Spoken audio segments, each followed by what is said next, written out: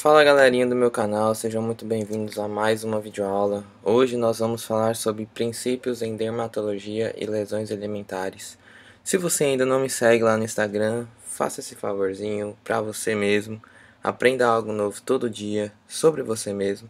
Segue lá, Luca Mateus Oficial, beleza? Então, princípios em dermatologia e lesões elementares é algo primordial que a gente deve aprender, né? Assim, devemos ver isso logo no início, para que a gente consiga entender os processos fisiopatológicos das doenças que acometem e deixam a pele dessa forma, né? Então vocês vão entender que formas são essas e como a gente vai evoluir nesses princípios, tá bom?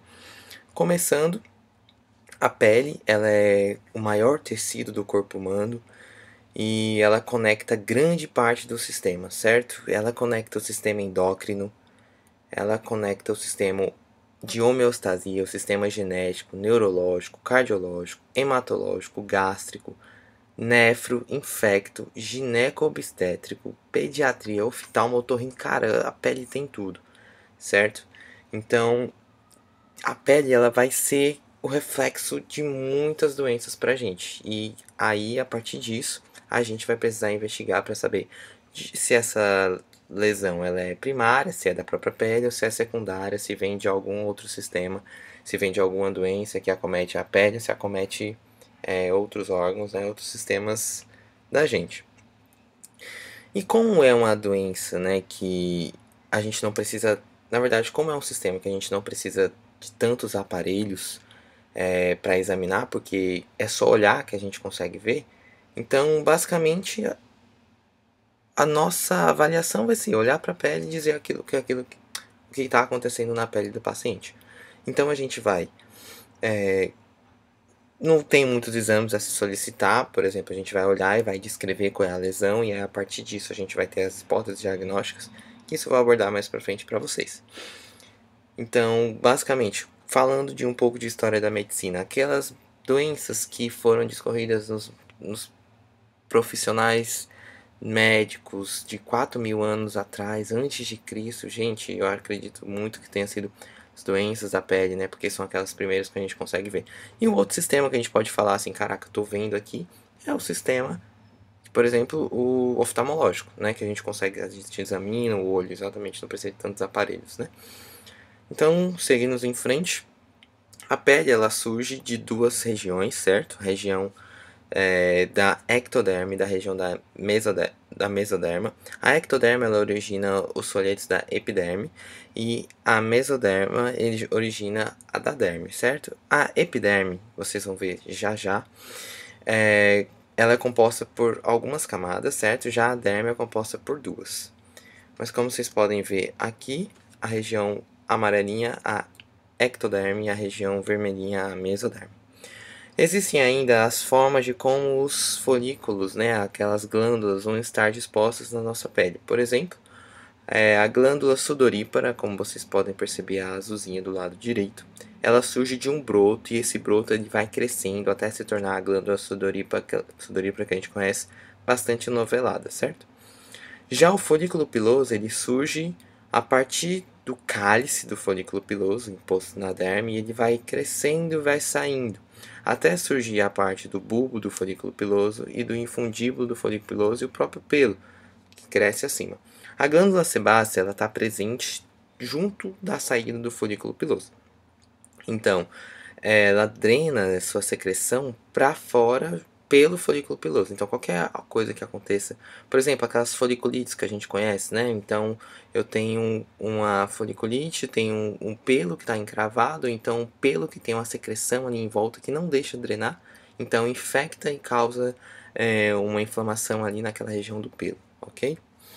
Seguindo a anatomia, a gente pode perceber que a gente pode dividir a anatomia em duas formas, a parte de dermátomos e a parte de diérese, né? A diérese é relacionado à cirurgia, aos planos cirúrgicos que a gente vai adotar para fazer as incisões, e de dermátomos refere-se mais à forma que o paciente vai relatar alguma lesão, alguma falta de sensibilidade. Por exemplo, uma varicela zoster, ela costuma seguir, né, um dermátomo específico que a gente pode visualizar conforme os nervos seguintes, né? A gente tem os nervos cervicais em roxo, os torácicos em laranja, os lombares em verde e os sacrais em roxo, tá bom? Seguindo ainda, como eu falei para vocês, da anatomia, certo? Nós temos a epiderme, essa região onde não tem vasos, ok? Epiderme totalmente avascular e a derme já avascular, de onde saem as glândulas. Agora aqui na parte da histologia era melhor para ver. A primeira camada, a mais exterior, é a nossa camada córnea. Camada córnea é a que vai formar mais a barreira e que o pessoal fala, tô esfregando a pele, tá caindo a pele, pronto, essa é a camada córnea, porque ela é desprovida das junções intercomunicantes intercelulares e isso faz com que ela fique mais livre, né, para sair e tal. Qualquer fricção você consegue arrastar essa camada córnea. Seguindo embaixo a camada lúcida, certo? Depois então, como é que eu vou diferenciar a camada córnea? Ela também não tem núcleo, não tem desmossomos. Camada lúcida continua com os desmossomos, mas não tem núcleo, então ela vai ser uma camada bem transparente. Por isso lúcida, né? Camada depois, a camada granulosa, desculpa, que são as células mais escuras, certo? Porque elas vão conter umas vesículas de cerato e hialina, que são vesículas que são escuras, e aí elas dão a região mais escura da epiderme. Depois a camada espinhosa, depois a camada basal. Beleza.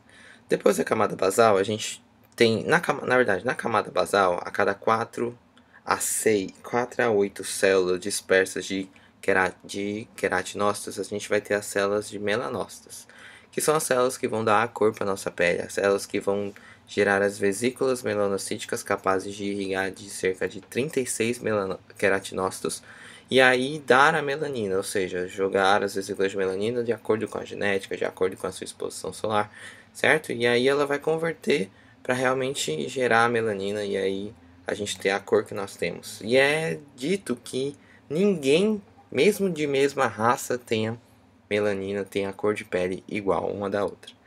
Já na derme a gente tem a derme papilar e a derme reticular. Essas cristas que vocês estão vendo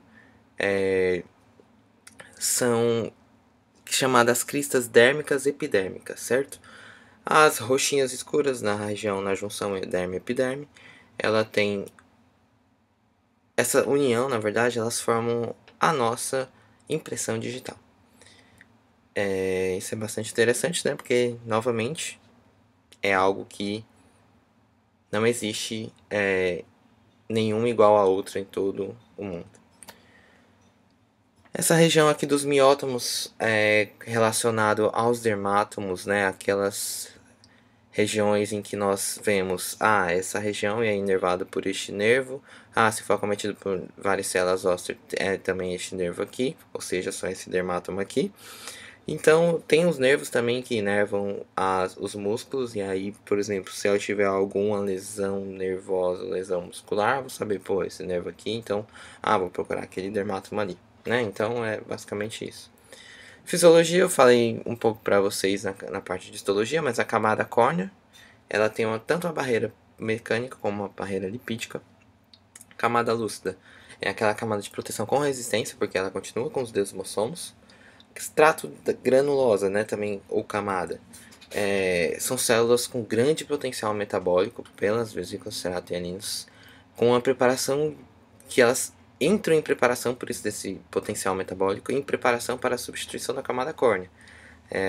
Essa substituição ocorre rapidamente, né? Assim, chegam a dizer que a célula sai da camada basal até atingir a córnea. Então esse processo dura mais ou menos uns 100 dias. Eu vou pesquisar isso depois, ter certeza. Também o extrato espinhoso é a camada de maior resistência, a camada mais, vamos dizer, extensa, com mais células, de onde surge o carcinoma espinocelular. Temos o extrato basal, camada basal, das células troncos de renovação, as TAC, ou seja, aquelas que vão originar até chegar às células da camada córnea. Temos as células do melanócitos, que produzem a melanina, a derme papilar, derme reticular e a hipoderme. Tá vendo esse CK, né? Vocês estão se perguntando o que é. Mas o CK é o citoqueratinócito, certo? Cada célula tem um tipo de citoqueratinócito. Por exemplo, eu começo na célula basal com o citoqueratinócito 5 e 14. Quando essa célula, mesma célula basal, se transforma em uma região célula do estrato espinhoso, essa CK se muda para CK de 1 e 10. Ela sempre trabalha em pares.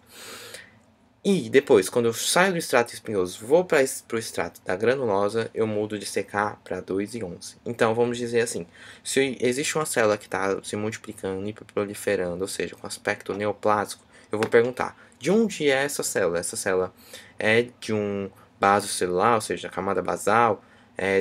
Como é que eu vou saber? Eu faço a pesquisa de citoqueratina, para saber qual é. Se fosse em 14, beleza, basal. 1 e 10, espinhoso. 2 e 11, granulosa. O que a gente deve pesquisar na semiologia antes de ver, né, as células ou as lesões elementares?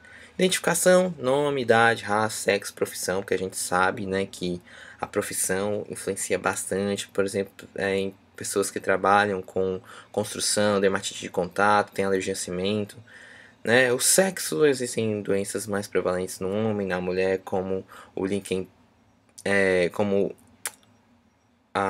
o prurigo de Hyde é mais comum no sexo feminino, certo? Na anamnese, a gente faz juntamente ao exame físico. Porque toda vez que a gente vê o exame físico, né, ou seja, aquela lesão alimentar, a gente vai lembrar das doenças que podem dar aquele tipo de lesão. Então, a gente vai ter um melhor direcionamento para fazer as perguntas. Algumas formas que a gente deve lembrar é de quantificar, de localizar, de temporalizar, se existe fator de melhora ou de piora para as lesões, se o paciente fez viagens recentes, se tem animais domésticos, então se entrou em contato com animais silvestres, se teve exposição sexual, por exemplo, a sífilis, né? Ela tem a primária, secundária e terciária, acometem as três a pele, mas é muito importante lembrar da terciária, né? Aquele aspecto de goma sifilítica. Se o paciente fez algum tratamento previamente, ou seja, eu tô vendo aqui uma lesãozinha na minha pele, tá uma lesão seca, eu vou passar uma pomada, vixe, essa pomada, passei uma pomada de cetoconazol, não era fúngico, não melhorou, então sempre perguntar se o paciente fez algum tratamento previamente.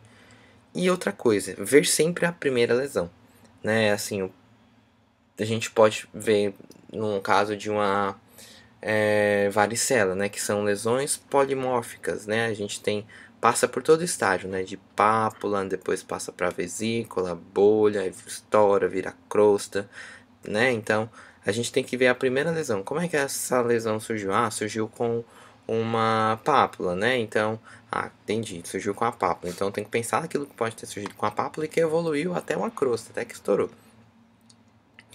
E não ver direto, né, acaso a bolha, surgiu direto, não. Vamos ver a primeira lesão, beleza?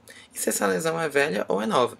No caso, vamos pensar de uma liquinificação, vocês vão entender, mas liquinificação já se trata de algo crônico, então não precisa nem provar, é velho ou é novo? Não, já é velho, né, porque é algo que se dá pelo ato de coçar muito, né, você cria uma espécie de sulcos na pele capaz de, que se dá o nome de liquinificação. É importante saber, como eu falei, da morfologia, monomórfica, polimórfica exemplo, varicela, monomórfica, herpes simples, né? Herpes tipo 1, que surge, né, por imunossupressão. Se você toma muito sol, essas coisas, você pode ter o herpes, beleza? E aí é a lesão monomórfica. Distribuição, se elas são unidas ou são esparsas, onde é que elas estão no corpo, né? Regiões, lesões que acometem mais a membro superior, tronco, face. Algo, né, que a gente pode perceber que vai do tronco para a periferia. Surge no tronco, depois surge na periferia, depois surge na periferia e vai para o tronco, né? São hipóteses diagnósticas que a gente deve achar diferente. Essas lesões estão sob a pele. Não, elas apareceram em áreas expostas, né? Desculpa, sob a pele não. Sob áreas expostas ou sob áreas que a roupa protege, né? No caso, vamos pensar num prurigo estrófilo, por exemplo, que ele acomete em regiões... se for por mosquito, é regiões expostas, e se for por pulga, em regiões escondidas, né? Tudo isso a gente deve questionar também. Algumas avaliações antes de entrar mesmo nas lesões alimentares que a gente pode fazer para adicionar a busca do agente etiológico, né? A gente pode fazer o teste de Nikolsky e tem outros aí que eu não vou adentrar, mas só para que vocês saibam, se vocês quiserem bater um print depois ver cada um, certo? É alguns que a gente pode fazer para buscar o fator etiológico realmente. Pronto. Primeira pergunta que a gente deve fazer para saber qual é o tipo de lesão, a gente vai fazer. A lesão é primária ou é secundária? Ou seja, a lesão surgiu a partir de uma doença de uma pele sã ou... surgiu a partir de uma doença ou surgiu de uma pele sã, né? Surgiu a partir de uma doença secundária. Surgiu a partir de uma pele sã primária, ok? E aí vai ter o que ocorreu com essa pele. Houve alteração da espessura ou a pele está jogando alguma coisa para fora. Se houve alteração da espessura, a gente vai chamar de cicatriz. E essa cicatriz ela pode ser grande, pode ser pequena. E aí, se ela for grande, a gente chama de hipertrófica. Se ela for pequena, a gente chama de atrófica. Se essa cicatriz que a gente está percebendo tem perfurações, a gente vai chamar a cicatriz de cribiforme. E se ela passa os limites, é o queloide. Por exemplo, se tem uma alteração da espessura por uma incisão pós-cesárea. Essa incisão pós-cesárea, ela vai ter o quê? A junção das bordas, e aí vamos dizer assim, que ela está cicatrizando, cicatrizou muito, mas não ultrapassou os limites. É uma cicatriz hipertrófica. E com o que a gente deve comparar? Com a pele sã, certo? Então, se cresceu mais do que a pele sã, chamamos de hipertrófica. Se cresceu ou não cresceu até chegar à pele sã, atrófica. Se passou os limites queloides, se tiver perfuração cribiforme. Agora, se tiver com exudado, a gente vai chamar de crosta. E essa crosta pode ser milicérica ou hemática. Milicérica lembra de mili, que quer dizer um mel, ou seja, uma cor de pus. E hemática de sangue. Outra pergunta que a gente deve fazer é se a pele está íntegra ou se há lesão de continuidade. Esse esqueminha eu montei aqui, assim como o anterior, para facilitar no aprendizado de vocês, tá bom? Então, se há lesão de continuidade, ok, a lesão ela é superficial ou é profunda? Se for profunda, a gente vai pensar, está correndo na derme. Se é na derme, eu posso pensar em exulceração ou úlcera. Se for superficial, eu vou pensar na epiderme, que se tiver um trauma, eu vou chamar de escoriação, e se não tiver o trauma, eu vou chamar de erosão. A lesão também ela pode ser linear, ou seja, tem um trajeto como se fosse de uma própria incisão cirúrgica, né? Linear. Mas, no caso, não sendo causado por incisão cirúrgica, mas por algo patológico, se for profundo, vai se chamar de fístula, ou seja, a região do buraco, vamos dizer, da lesão é mais profundo do que larga, chamamos de fístula, e se for mais larga do que profunda, chamamos de fissura. E fissura costuma ser mais superficial também. Outra pergunta que a gente deve fazer é se tem relevo. Se tiver relevo, a gente vai classificar como pápula ou placa. Se esse relevo for sólido, se não for sólido, é a próxima aqui, certo? Se não for sólido, a gente vai para o próximo slide e aí vocês seguem lá. Mas então, se tem relevo, sim, pápula, se for menor do que 1 centímetro, placa maior do que 1 centímetro. Ou seja, é aquela lesãozinha que a gente passa o dedo e sente que tem alguma coisa. E se não tem relevo, a gente chama de mácula, que algumas literaturas dizem que é a mesma coisa que mancha, ou então outras dizem que mácula é menor do que 1 centímetro, mancha maior do que 1 centímetro. Beleza. Se tem uma mácula ou uma mancha, a gente vai caracterizar. Ela é de uma cor menos clara do que a cor do paciente, ela é uma cor mais forte do que a cor do paciente, ela não tem cor, ou seja, nada a ver com a cor do paciente, ou ela é vermelha. Se for uma cor totalmente diferente da cor do paciente, a gente chama de acrômica. Se for uma cor menos clara do que a cor do paciente, a gente chama de hipocrômica. Se for com a cor mais clara, mais escura do que a cor do paciente, a gente chama de hipercrômica.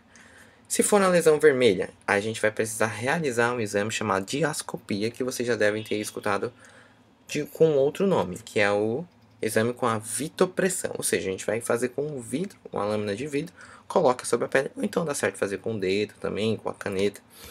Se não tiver, né, o material semiológico de fato, com a lâmina de vidro, coloca sobre a pele. Se a lesão vermelha sumir, ou seja, é só porque existe uma vasodilatação no lugar. Vamos chamar de eritema. Se essa lesão vermelha não sumir, a gente vai chamar de púrpura.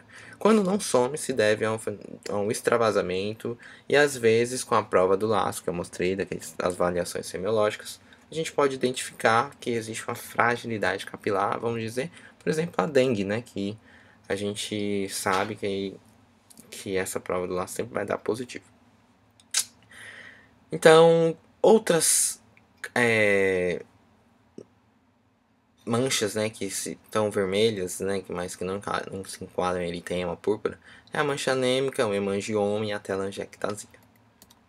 Conteúdo da lesão, como eu falei, se tiver relevo e esse conteúdo da lesão for líquida, se for sólido, eu já expliquei para vocês.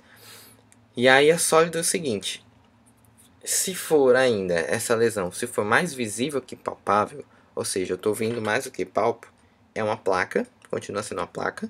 E se for mais palpável que visível, é um nódulo, beleza? O nódulo ele tem uma consistência mais endurecida, tá? E você vai palpar realmente mais do que sentir. Se for acima de 3 centímetros, eles chamam de tumor, certo? E se esse nódulo está se liquefazendo, chama-se de... vamos dizer, não é nem se liquefazendo, ainda é uma substância semi-sólido, chamam de cisto, né? Mas o cisto ele é envolto por uma cápsula epitelial. Bom, mas agora realmente, se liquefazendo, se abrindo, chama de goma. E é muito, como eu falei, visto na goma sifilítica, provocada pelo treponema pálido.